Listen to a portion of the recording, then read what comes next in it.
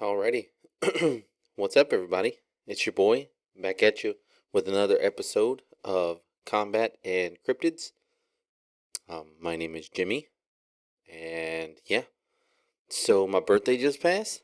That was nice. Well, it didn't pass. I think it was on the last episode, but I was having a party, like a house party, which when you get to your 30s, a house party is not.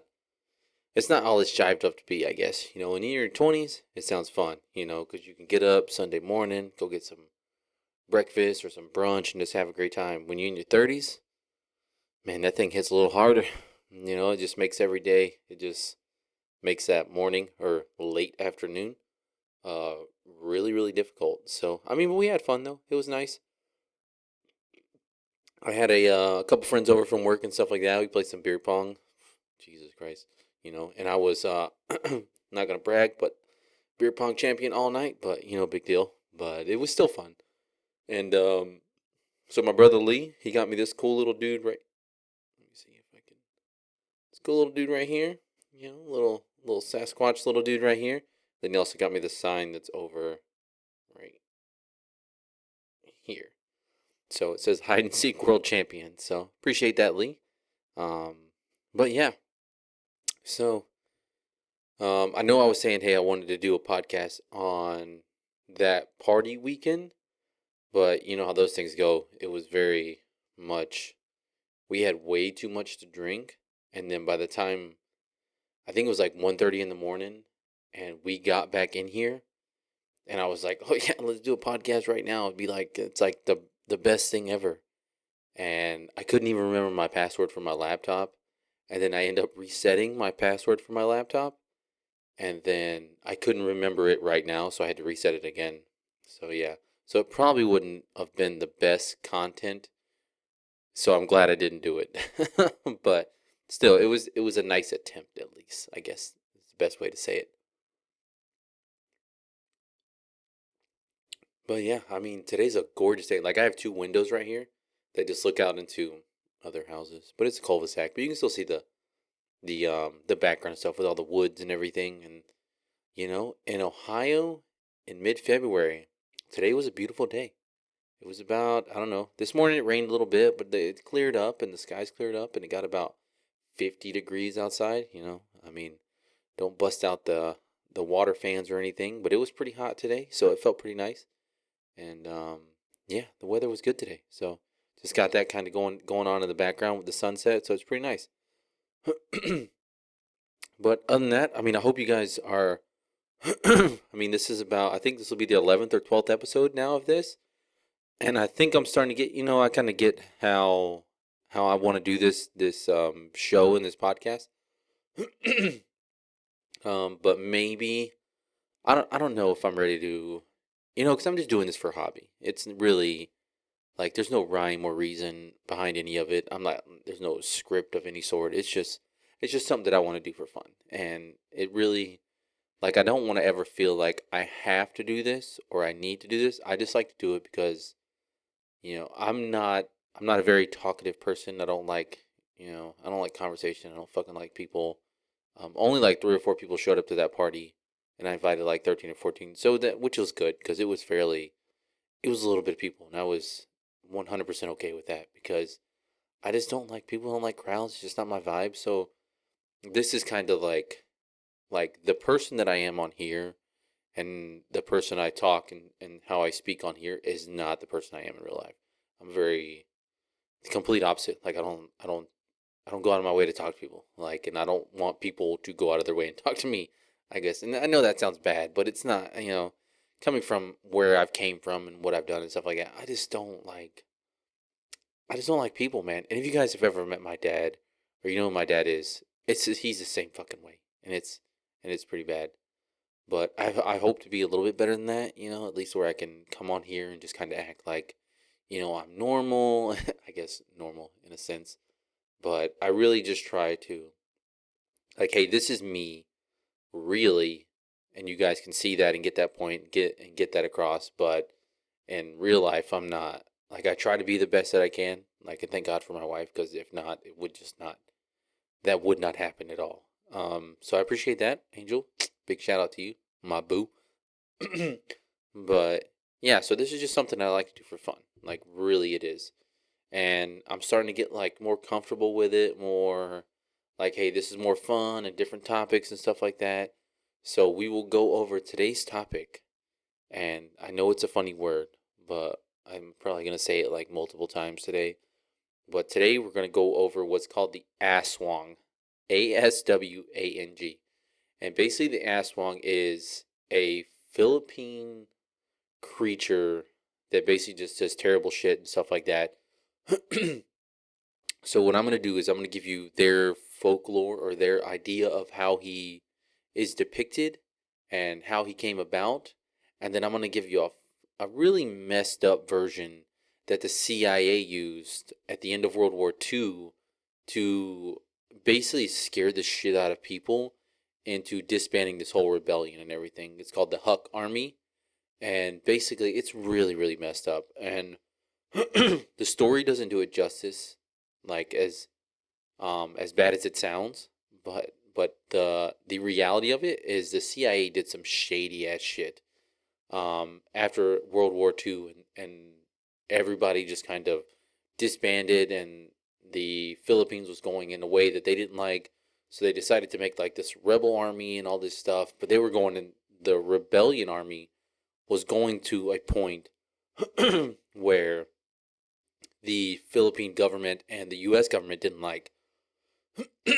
So they really tried to like it was psychological warfare, and this is the most effed up thing. And I mean, I worked for the government before, so it's not, I'm not saying that it's right or it's wrong. But I'm just saying it's messed up what they did to these people to kind of disband this whole thing. So yeah, so basically that's what we're gonna go over. So is the Aswang, and we will go with that and talk about that, and then we'll go into the U.S.'s side of the whole ordeal and how they exploited this this folklore, this what everybody was seeing in the Philippines around this time, and basically used that against. Because I mean, everybody's always superstitious about something.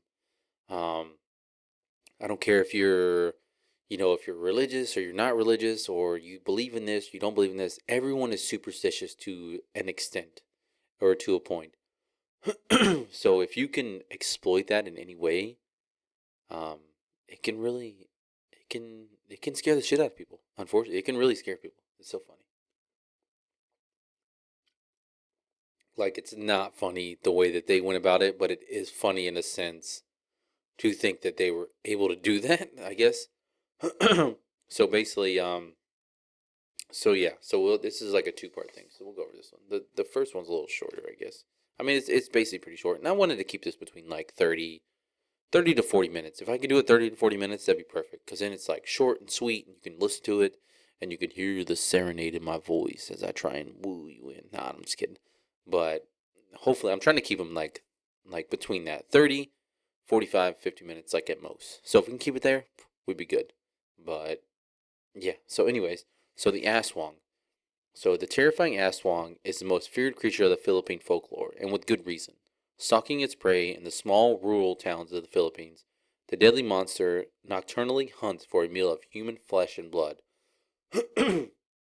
So that was the weird thing that when I read about this thing, and I read about this, so the first time I heard about this was through Sasquatch Chronicles. I hear a lot of things that this, like Wes Garmer through Sasquatch Chronicles, does an amazing job.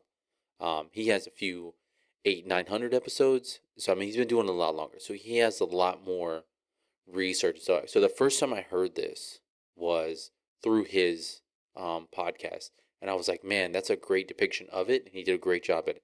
So I'm not gonna do it anywhere near as justice as he did, but it was still an amazing account, an amazing story, the way everything panned out with that. Um, and the Aswang itself, like this thing, if this is real or if this was real at some point, and people were seeing this, like this is a crazy ass look. And I'll show you pictures of it too. It's fucking crazy as shit. So what is the Aswang? It's a flesh-eating, shape-shifting monster during the day. The Aswangs appear as regular townspeople, though they may be observed by others to have reclusive habits or magical abilities. At night, Aswangs shift into eerie predator forms and go hunting for human prey, preferring to feast on children and pregnant women above all else. Um, So the characteristics of the thing, varying horrible descriptions have been given on the Aswang experience, but some recurrent traits stand out among all the different descriptions. Usually the Aswang is a woman during the day, and at night, however, it may appear as a bird, pig, or a dog. No matter which animal form it takes, the Aswangs will differ from regular animal in various disturbing ways. Most Aswangs have long, proboscis-like tongues and are frequently described as walking with their feet backward. They have also been depicted as being so thin they can hide behind bamboo posts. The special abilities. The Aswang's most fearsome ability is the knack for blending in with its victims. During the day, Aswangs look and act like regular people, although they are generally shy and somewhat reclusive. They can have jobs, friends, and even families. During the night, Aswangs shift into a form that is better suited to hunt. But see, that's weird. So if they turn into a bird, a pig, or a dog, I mean, most of those can't see that well in the dark. So that's kind of already like a weird. That's a weird animal, I guess, to change into like more like a jaguar or something. I think would be more better for you, I guess. In addition to shapeshifting, Aswangs also have the ability to transform their appearance of other objects. It's common for an Aswang to transform plant material into a doppelganger of one of its victims in order to hide the evidence of its feeding habits from locals. These doppelgangers might replace corpses, which Aswangs often consume, or they might replace with living. If the doppelganger replaces a living person, it will return to the person's home, get sick, and quickly die. Another tragic Aswang uses to disguise himself is to use sinister vocal tricks. As the fearsome predator gets closer to its victim, its calls gets quieter and quieter, so its victim is tricked into thinking the monster is actually getting further away. The Aswang's hunting prowess is almost as frightening as its ability to hide itself in plain sight. Aswangs like to dine on corpses, fetuses, and small children. They often appear at funeral wakes or at the bedsides of pregnant women to eat. The Aswang uses its proboscis-like tongue to suck blood from its victims or suck a fetus from a pregnant woman's womb. They also have superhuman strength during the nighttime. A person transforms into this deadly predator by tying a fertilized. This was what I thought. Like, who thought of this? Like, I don't know who. Like, Professor Geller is the one who wrote this story about this. But to get this information, you had to really. Like, you got to go, like, deep into people's, like, small, like towns and villages and stuff to get this information out, which was really weird. But the person transforms into a deadly predator by tying a fertilized chicken egg to his or her stomach. After some time, the chick passes from the egg into the stomach. Once this has happened, the remaining eggshell is buried in the bamboo tube, along with coconut oil and chicken dung. The person now has the powers of the Aswang. Like, what? Where would you do you just make that up, or is that just something you're just like, oh yeah, that's cool, yeah. The Aswang can also pass its powers along to someone else if it wishes. The Aswang holds its mouth close to a chosen person, and on the inside, the monster's stomach hops in the mouth of the new person. Um, yeah, that's a little disturbing. It's kind of like that. I don't know if you've seen that new show, The Last of Us, but I played the video game, and the video game is insane.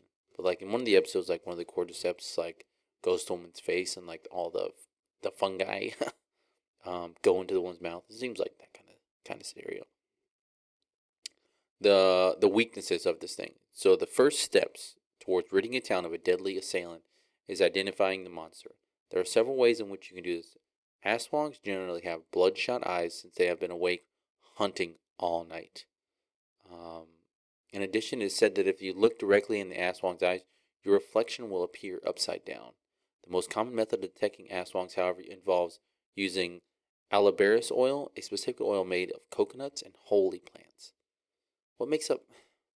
What the fuck is a holy plant? Um, and pardon my French on the holy part, but I don't. I mean, I don't know. I wouldn't even know how to. I mean, I'd probably have to, the same way I did this, Google what a holy plant is, and it's gonna come up with like plants that have actual holes in them, which is gonna be kind of funny and opposite of what I'm trying to look for.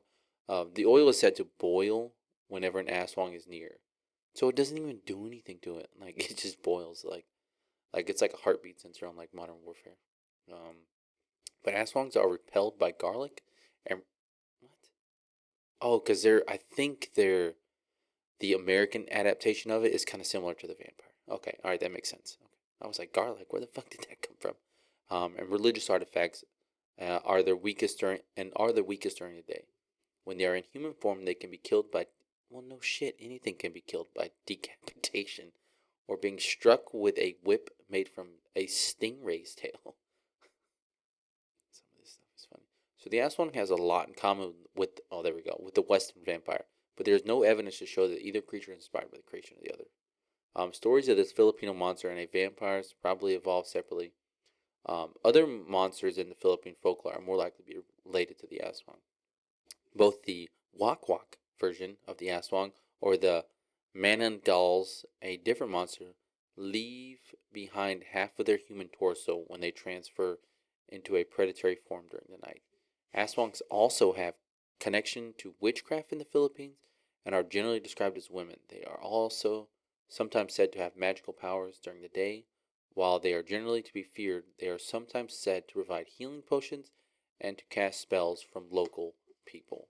So the cultural reputation, the origin, the Aswang was born in the Philippines folklore with stories of this terrifying creature dating back to at least 16th century, when Spanish explorers created the first written records of monsters. The explorer noted that all the monsters in their folklore, the Aswang was the most feared by native people, probably because that one was like the first version of like a skinwalker type thing, and that's probably the most creepy. Is like, I don't know, people are always the creepiest, like especially if you live in like small towns and stuff like that. Most people are um like you can always tell who the weirdos are. I guess yeah, weirdo people are.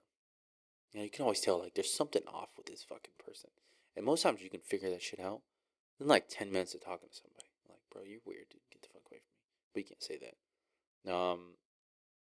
So the creature's name comes from the Sanskrit word asuro, which means demon. This terrifying monster is also sometimes called the Tik Tik or the Wak Wak. Sounds like a fucking dance. These names come from the sinister sounds the monster is said to make while hunting. Despite the fact that the belief in the terrifying creature has spread throughout the Philippines, there are many well known individual stories. And I tried to look for these damn stories, but you could not find. Because when you search like web browsers, it's all US based. So when you search for these things, all you find is like YouTube videos of like, I don't want that. I want like encounters with this fucking thing. But there's not many. Otherwise, I would have talked about those instead. But instead, this is where we are.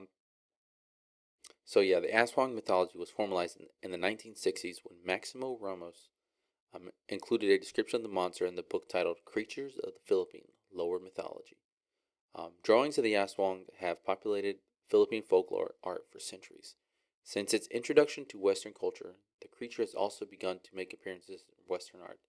The Aswang Inquiry, an illustrated book by Gilda Cordero Fernando, contains many paintings of the Aswang. Stage plays have also brought the mythology surrounding the creature into the spotlight with Luna and Aswang Romance of and Tik Tik, the Aswang Chronicles, both showcasing the monster.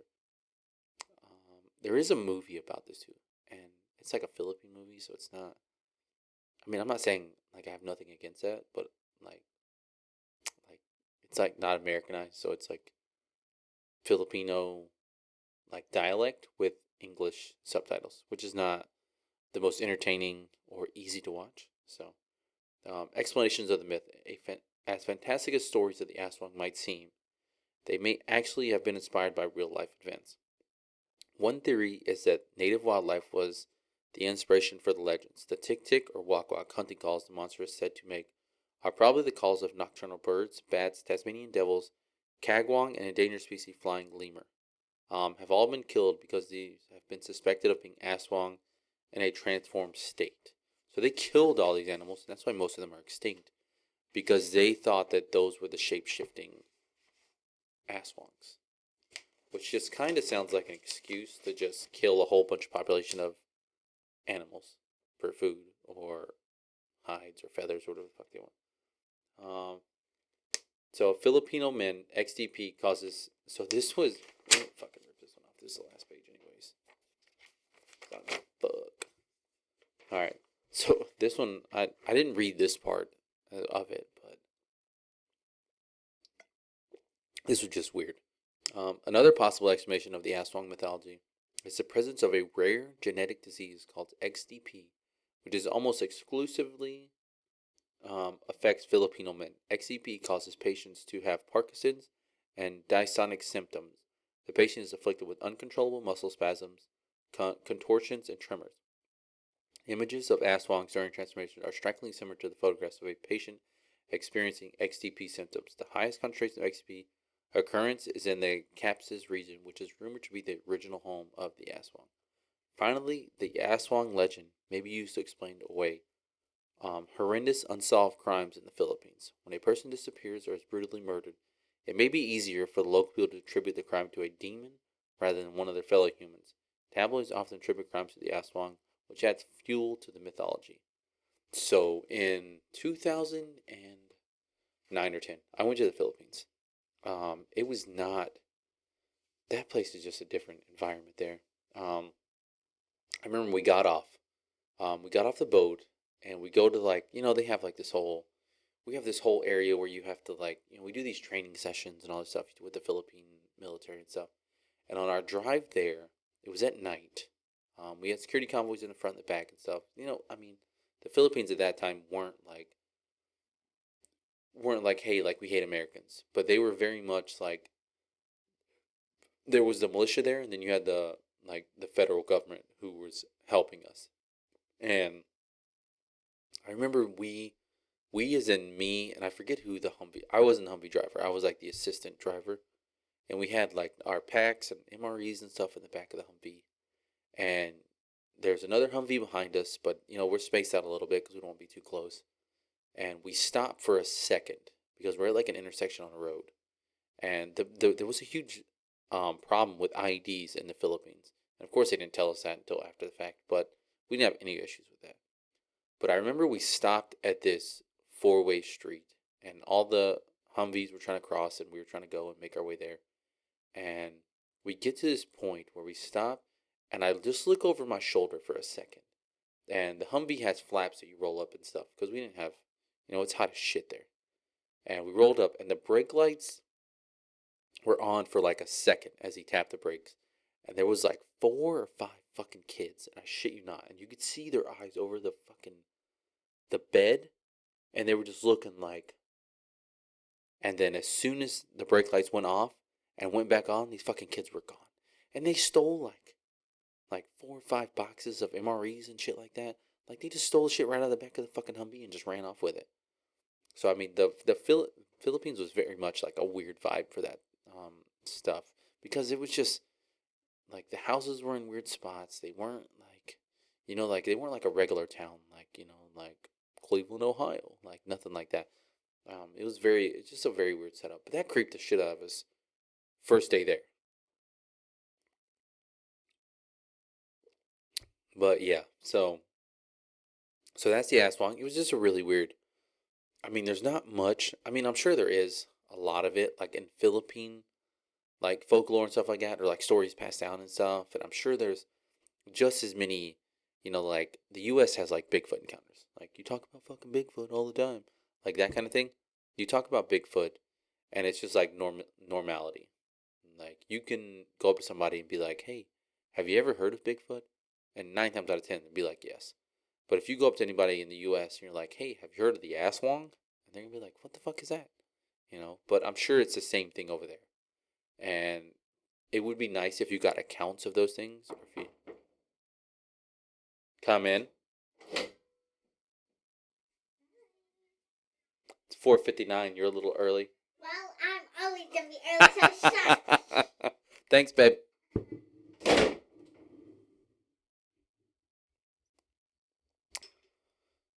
All right. Anyways, back to the subject I was talking about. So I told her to do that because she was like, she busted in last time and scared the shit out of me.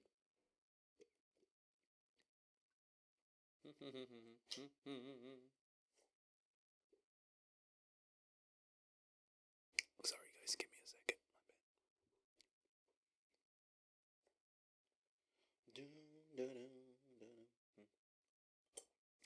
I think when I do have a couple drinks, things get more entertaining and they get more fun. Oh, I guess not more entertaining, but it makes me want to. And that probably is like the first stages of like alcoholism, probably. But it makes me more like, hey, let's talk about this shit. You know what I mean? That weird shit that nobody likes to talk about and stuff. But yeah, that's why she brought me one. I told her at 5 o'clock. That's exactly 5. She's good. Raised right, you know. But anyways, back to where we were. So yeah, so it would have been really cool to hear stories or accounts or even their thought, like, hey, it's bullshit or it's all fake or whatever. Like that would have been cool. That would have been nice to hear over just reading on the internet. Be like, this is this thing. Well, be like, hey, I was there, and no one had heard or seen anything like that for fucking 50 years or something like that or something stupid like that. But I didn't, and that's just kind of where it was. So, anyways, so the big fucking thing that was pretty crazy. Um, and I'll just read the storyline as it is. How the CIA used the Aswang to win a war in the Philippines. Bam, one liner. That's all you need. So this was depiction from World War II that they were using. Well, I'm sure it's colorized now, but that they were using this fucking thing, and it looks like it almost looks like just a person with, like, it looks like a fucking werewolf, to be honest. Um, but yeah, so I'm gonna read the story of this, and then I'll kind of throw my 2 cents in of like, hey man, this is what, like, this was like the creepiest shit. So it's no secret that the CIA um will go to great lengths to defeat its enemies, whether at home or abroad. At the height of the Cold War in the 50s, they were responsible for overthrowing the government of Mohammed Mossadegh in Iran, rigging the election in Italy in favor of the right wing, the deposition of Jacobs in Guatemala, and supporting Fulgencio in Cuba. And obviously, Guatemala and Cuba, that obviously didn't work, asses. And if history has proven anything, it was that the agency is not above using creative or often cruel. Um, remember the waterboarding scandal? Yeah, okay. Tactics to attain its goals. One of which was to shut down rebels in the Philippines in the early 50s. Or in the 50s, is what I said. It all goes back to World War II. The U.S. granted the Philippine independence in 1946, just 10 months after the war ended, or after the end of World War II. But that didn't mean that left the little brown brother of Uncle Sam alone. In fact, there was an era when the Americans were still active in post-war Philippines and all of its politics. If the Soviets were experts in disinformation campaigns, the CIA was adept at covert operations, combining psychological, cultural, and political warfare into it. And it was that type of operation that they used this weapon in. The Philippines using none other than the mythical Aswang, a vampire like creature of Filipino folklore, against the people. But before we get to that, gotta start from the beginning.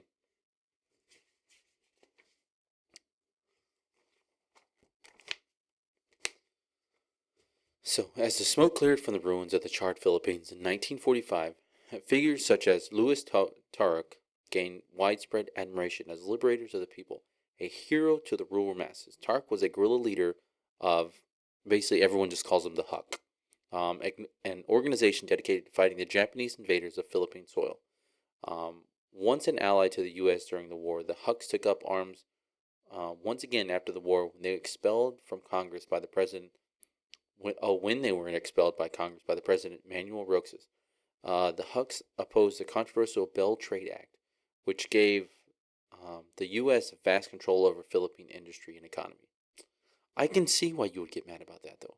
You know, that's like somebody coming here and be like, "Hey, I'm gonna take over all your shit." Like, no, that would piss a lot of people off here, and it just wouldn't be good. Their opposition aggravated Roxas and his American allies, spurring him to outcast. The Hucks inadvertently led them to rebel against the Philippines um, and American governments. The Hucks, once veterans of World War II, gained a notorious reputation as rebels and were blamed for the murders of Aurora Quizon, the widow of the former president. However, Roxas died of a heart attack in 1948 and was replaced by Elpidio Quirino, but he was also ineffective in fighting the Hucks, as his administration was marred by corruptions and personal scandals. In the absence of a strong figure in national politics, it was the CIA who stepped in to do the dirty trick. and the man it had on the ground was none other than Edward Lansdale, who had coincidentally served as the most trusted, confident Query's successor. This chief of defense, Roman Magsaysay. So this is the general who fucking started all this shit. Who thought of this, like, whole fucking scenario. Pretty worn-torn dude. Yeah, it's me. Staying away from conventional search and destroy tactics, because they didn't want to go in and just basically kill all these fucking dudes and all this stuff. So, because the war just ended and they were allies in the war and stuff like that. So that you don't want to go in and fucking just start killing everybody, because then you're just going to piss off the Philippine government. So straying away from conventional search and destroy tactics, the CIA thought of ingenious strategy to add folklore, specifically the Aswang, to its coterie of propaganda weaponry. The psychological warfare took place from 1950 to 1954. So you had to deal with these killings and everything that was going on for 4 fucking years. Man, that shit should have disbanded like in year 1 if you were doing your good job right. In the province of Pampanga, Nueva, and Tarlac, considering the rural nature of the Philippine society in this epic belief, is the Aswang was strong, along with other supernatural entities such as the Encanto and the Mana Gol. Given the superstitious nature of the Filipinos, some would argue that believing in this creature continued to this day. Thus, the Aswang became the perfect candidate for the CIA to take advantage of. The plan was simple: a pile of dead bodies, using deceased Hug fighters, would be left by the side of the road in a busy area in the province, and one of those mangled bodies. And on those mangled bodies, holes were punched to resemble animal or Aswang bites. The terrible sight convinced anyone who came across it that it was a nightmare monster of the Philippine folklore that committed the atrocious act. And surprisingly, or perhaps unsurprisingly, the plan worked. Reports revealed that the townspeople were once either indifferent or sympathetic to the Huk, because were undoubtedly terrified. The same pattern of holes, animal bites, and carcasses were seen across the countryside in quick succession. To the superstitious, the Huk's battleground was a haunted place filled with ghosts and eerie creatures, said Lansdale. In his memoir, Lansdale recounted that how they would kidnap one Huk. This is so messed up. Like, once, like, I was like, oh my god, like, this dude is just, like, this is just like, when I first heard this story, that was just the Aswang, and then you hear about the killings, and then at the end, you're like, the CIA did it all. And I'm like, oh my god, that's so messed up that they did.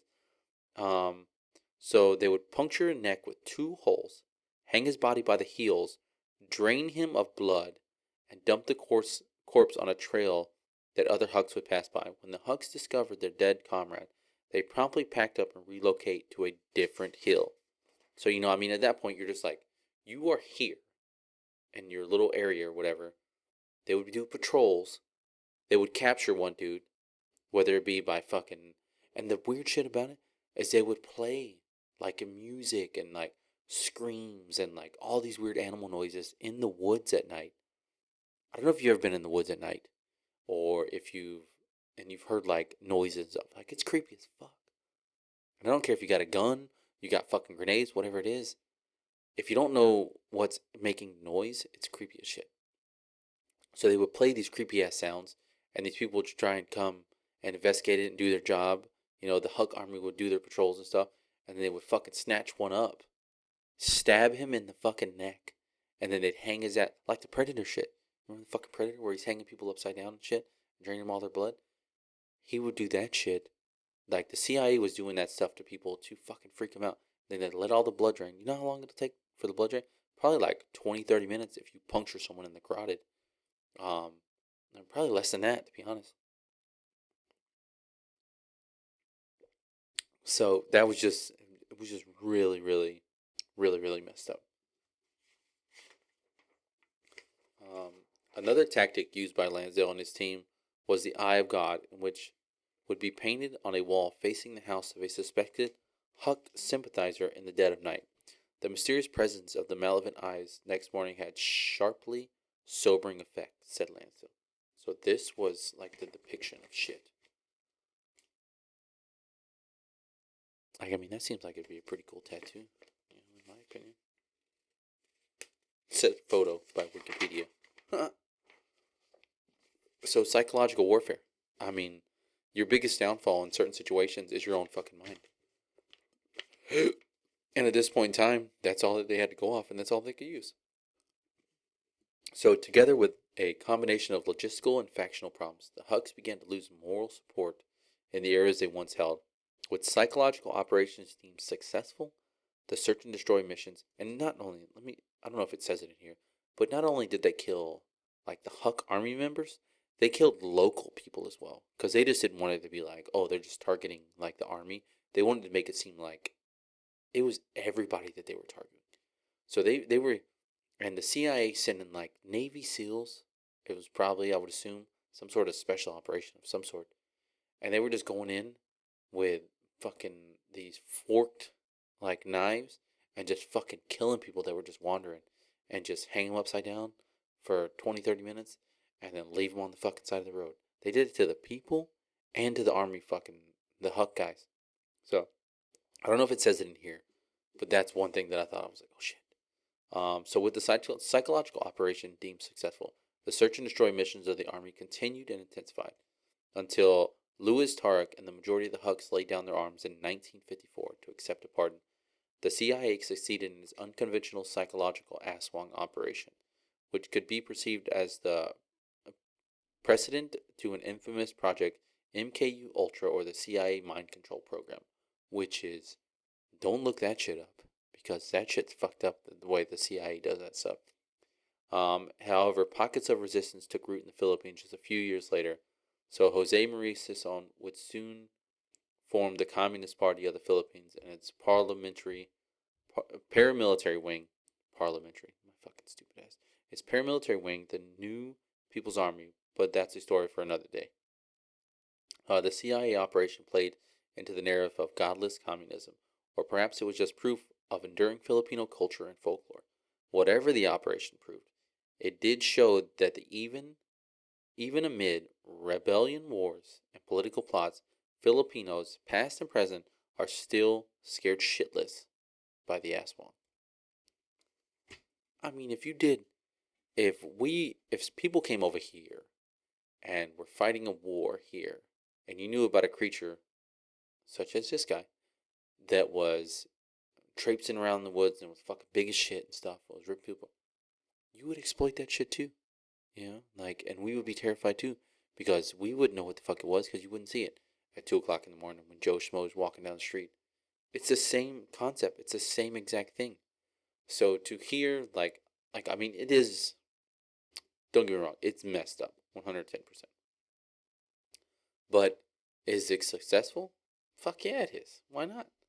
Like your biggest fucking problem is your fucking brain. Like your mind will make up so many things, so many things, and to see that succeed in such early years, like you got to think this is 2023. They've only gotten better at that shit. You know, propaganda, having people scared, all those things, those all play a part and all that stuff. So is it? I mean, that's what it is. I mean, they took a folklore creature, well, not even a folklore creature, a creature such as Bigfoot that we think in the U.S. They took it from the Philippines and they used it to their advantage. So they would send in a team. Basically, the Huck Army's like in their patrol base, and they would send in a team of Navy SEALs or Delta Force, whatever you want to call them at that point, a group of badass dudes, and drop them around this area. Wait till nighttime because you always do patrols. You know, your patrol base, wherever you're at, you would always do patrols. Take the roads and go. And it happened once, and one dude got killed. You know, just one Huck guy got killed. And same thing, he was drained of all his blood. He was on the side of the road, and this creature killed him, and that's what everybody thinks, because you know, it was a big deal at that point, and everybody thought it was a real creature. So then at that point, they moved their base to another area. They do patrols now with 2 people, you know, because if you leave one person and you're gonna get snatched up and get killed, and like him, people get scared, and they're like, "Hey, can we have 2 people on the patrol?" Yeah, for sure. And if you're outside in the dark, so say you're walking, you know, you walk into most of these parks and stuff close down at sunset, but if you're walking at night, You feel a lot more comfortable walking in these places if you have somebody else. I don't give a fuck if it's a dog. You couldn't care if it was a cat, but a person and stuff like that. They're walking. You feel a lot more comfortable. You feel a lot more safe. Until that other person, something happens to them, and then you're there by yourself. So basically, they're doing these patrols together, both together, smoking a cigarette, having a good old time, thinking that Aswang ain't gonna kill us. And then once somehow they got a flashbang, and this was an actual like account. They got a flashbang off the first guy that they killed and kept it, and then used that flashbang when that two group of guys was patrolling. Used it, bam, flashbang goes off. They snatch him, fucking drag him away. And he's like screaming, and there's fucking music and screams going on in the background. Like, tell me this wouldn't freak you out. It would freak me out, like 100%. So they drag his ass away, and he's fucking screaming, like, help me, bro. But he's all disorientated because he's got hit with a fucking flashbang. You know, and I don't know if you've ever been hit with a flashbang. That shit sucks, though. You know, I remember we were trying to take over this little house. It was like on a four-way. We were trying to take over this little house. We were trying to make it for like a little patrol base for this grunt squad and stuff. And they had like mortars. They were the mortar support and stuff like that. And we walked there, and there was fucking trip flares and claymores hooked up around the damn house and stuff. And luckily, obviously, I'm still here. They weren't hooked up.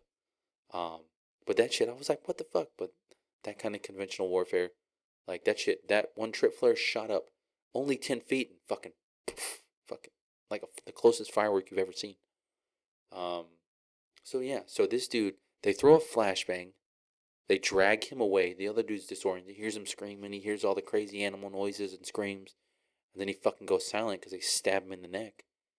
And then they just leave it at that. And this dude runs back, obviously, to his guys. And he's like, oh my god, fucking show and show Schmuckatelli just got ripped apart. And they say it's the fucking Aswang again. So then by the time they get out there, you know, he's got the puncture wounds, the fucking blood's drained out and stuff like that. You know, you're saying, if you're patrolling and you're half a mile away, it's going to take you 10 to 15 minutes. And then by the time you tell everybody, and then they get out there, you're talking 30, 40 minutes before anybody gets out there. And he's already fucking been drained of blood.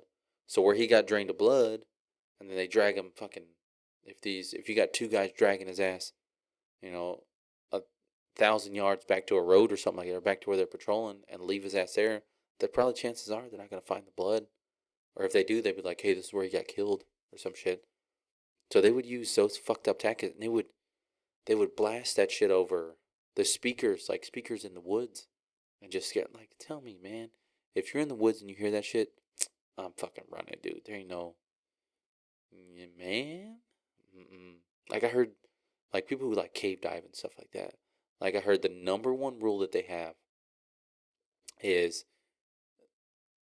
no, I'm not going back for you. I'm not going to help you. And if you get stuck anywhere, you do anything, you're on your own. And that's what they live by. Like if you died, it's better if you die than both of us die. So I'm not going to go back to save you. And I'm like, damn, that's fucked up. But then also the same instance, so my brother Johnny, who was an ass at this point, we jump into a pond. You know, we're in Florida. We're like 14, 15. We jump into a pond that we normally swim in and do all this stuff. And we jump into the pond and we're like fucking swimming. The water's clear. You know, that good, no pollution water and shit. And popped up 10 feet behind us is this fucking gator. And we start, so my brother's standing on this little T thing that we would jump into, like a little diving board, I guess. And my little brother, it was either Lee or Joey, one of the two. He's like, hey, there's a gator behind you. And we look back, and we just thought to ourselves, like, we can't fight it, but all I know is I can't be the last motherfucker in this water. So we start fucking going at it. We're paddling, we're swimming, and we're fucking going. And then I start beating him, you know what I mean? Because I'm a fucking fast ass swimmer. I'm like a dolphin. I start beating Johnny, and I'm like, yeah. This motherfucker panics, grabs my leg, and pulls me back. And then he gets on the shore. I get on the shore. We didn't get eaten, obviously. And then he's like, oh, I'm going to go get a fishing pole. So obviously I was pissed. So he's like, I'm going to get a fish pole. We'll catch it. We'll get it out. Put it in another fucking canal or a river or something. And this dude's got no shirt on. And he hooks this gator. And he fucking snatches this treble lure. And it hooks him right in the nipple. It was the funniest thing in the world. That was called instant karma for him. Yeah. So we didn't get eaten, but that same effect. You know what I mean? It's you ain't gotta be the fastest motherfucker, but you can't be the last, dude. But anyways, I digress. That was the end of that subject. But yeah, so basically that was the Aswang. I wish I had more accounts about it, but I don't really. Um, but it seems to have stuck around for a while. Obviously, um, if people are still talking about it now today, like, and the people are still scared of it today, like, that's got to be a pretty crazy account. But it's a really nice account. So, um, yeah. Other than that, I hope you guys enjoyed the show. I appreciate you guys stopping by. Look at that, we kept it at 45 minutes exactly. Um, and I will be on sometime uh, next week, and we'll do another one. We'll see what we can go with from there. So I appreciate you guys stopping by, and don't forget to like and comment if you want to hear some shit. Want to talk about stuff? Just let me know, and I'll catch you guys on the next one. Catch you later.